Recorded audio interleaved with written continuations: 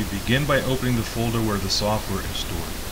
We launch the program MadSimDemo2. This is the user interface for the device simulation. Observe that it identifies itself as Unit 1. Observe that it has launched one instance of the test application, MadTestApp. In the test app, we open device 1. Observe that the test app indicates that it has opened device 1. In the test app, we issue a 16-byte write. In the simulator UI, we click Get Device State. Observe in the interrupt enable register that the buffered write bit is set. In the interrupt ID register, we set the buffered write bit. Up in the message ID box, we enter a non-zero. We issue an interrupt to the host by clicking the interrupt button, int button. Observe that the test app's write has completed the first 16 letters of the alphabet. In the test app, we issue a 16-byte read. Again, in the simulator UI, we click Get Device State. Observe in the interrupt enable register that the buffered read bit is set. In the interrupt ID register, we set the buffered read bit. In the message ID box, we enter a non-zero. We issue an interrupt as before.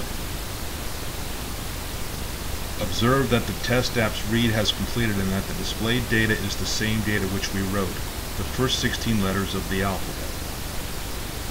Now let's produce a device error. In the test app, we issue another 16-byte read.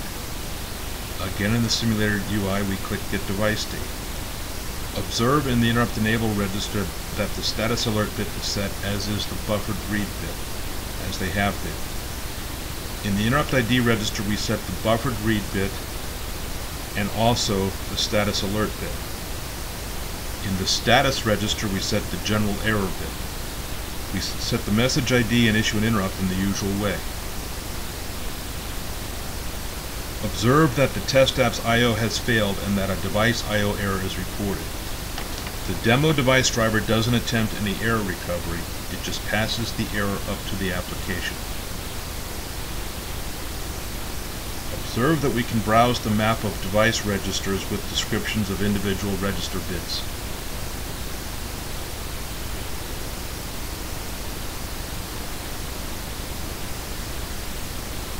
If we have downloaded and installed Debug View by sysinternals, we can see lots of kernel mode logging by the bus and device simulation driver and the target device driver.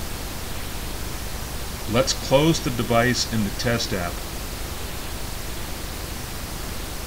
and then unplug the device by exiting the simulator UI. Here we see more kernel mode logging.